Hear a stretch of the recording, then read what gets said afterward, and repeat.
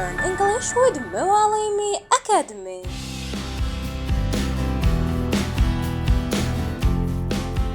Hello, teacher. I'm sorry. I think I'm going to stop learning English. Good morning, Jack. Why? You look so happy to start learning English. I know, but I've come to think that English isn't right for me. Look at me. Don't you think I'm too old for this? Too old to learn English? Who told you that? It's surprising to hear you say such a thing. A few people I know have told me that it's harder for us to pick up new things as we age. And I think that they are correct. I feel out of place trying to learn with all the younger students. Okay, let's talk about this. What you've heard is just not true, Jack. I've been teaching English for a long time, over 15 years, and I have something important to tell you. I had older students in their 60s and 70s who learned English easily. These students somehow have more eagerness to learn English than the younger ones. Their excitement often lifts everyone's spirits. Sure, they might not remember as quickly as they once did, but they have lots of patience. They're determined, and they are very sensible students. Keep in mind, being older isn't what stops you from learning. Thinking negatively does, and you've been making great progress. Please, don't stop now. I believe in you. Really? Your words are making me hopeful. I'll put more effort into speaking English. Yes, that's exactly the attitude you need. And there's something else. These are all myths about learning English. None of them are true. Really? I'd like to know what they are. That would be interesting. Absolutely. One of these myths is that you can't learn English by yourself. That's just not true at all. It's but a silly little lie. Honestly, I learned most of my English on my own. Yes, I did go to an English school, but I knew more about the language on my own than at the school. So, learning English by yourself is totally possible. We even have a video on our channel that talks about this. Also, here's another myth that says you can learn English using that really old book you found in your attic. But if you do that, you might find it boring, feel like you're wasting time, and not learn much. Nowadays, learning a new language has changed a lot because of new technology. You can find modern English courses that are way better than the old ones. Modern English courses come with lots of good quality voices. They usually have exercises where you can practice talking and listening, tools to help you say words correctly, and videos you can watch for further improvement. These new courses also track your progress, have sound-based flashcards, and many other helpful things. What I'm saying is that you don't need the old ways to learn English.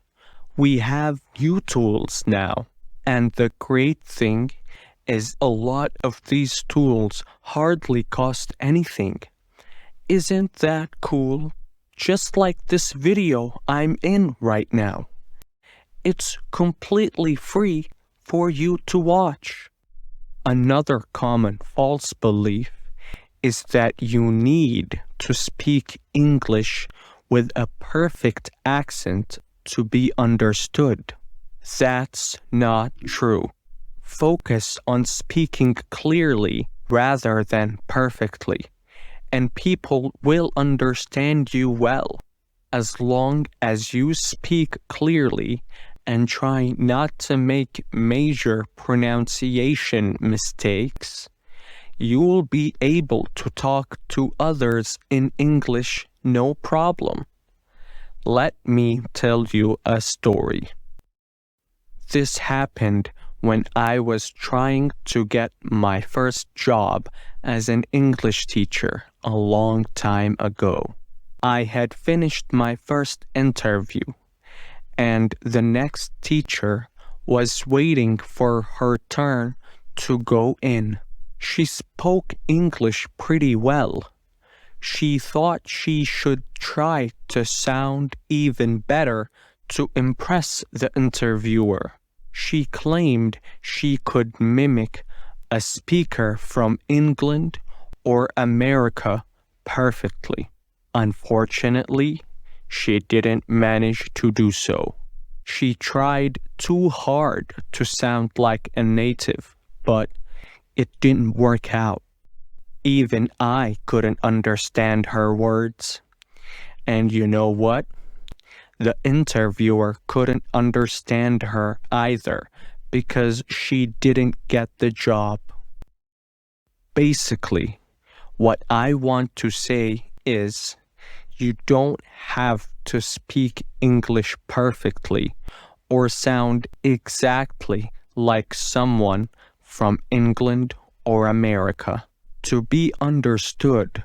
Just speak clearly and avoid major mistakes. I can make a video about common errors while learning English. If you're interested, let me know in the comments section. What was this other myth I've heard? Oh, this one is important. That to speak English fluently, you must never make mistakes. That's not true. Some learners think they can only be fluent if they never mess up in speaking or writing. But speaking English fluently isn't just about being perfect. In fact, if you only focus on being perfect, it can make your speaking less smooth.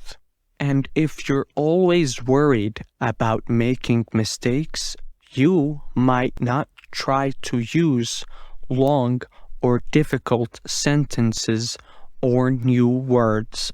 But using those tricky parts of English can actually help you get better at it. So you should try to use both normal English and more complex English. Remember, you don't have to be perfect. It's okay to make mistakes. In fact, you need to make them because that's how you learn. So yes, you can be fluent in English even if you sometimes get things wrong. And here's one last fallacy that people believe. Once you're fluent, you'll stay fluent forever. That's not how it works.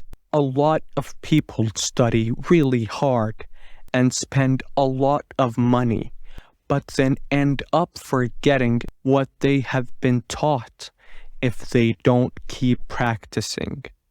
The bad news is you need to keep using English in your life to stay good at it. The good news is you can always find ways to make this fun. Stick to what you enjoy, whether it's watching videos, listening to songs, or any other method.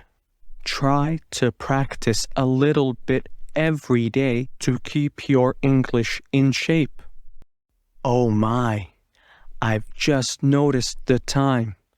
I really have to get going. If you've got more questions about English, then write them down in the comments. I'd love to hear about them. Thanks a lot.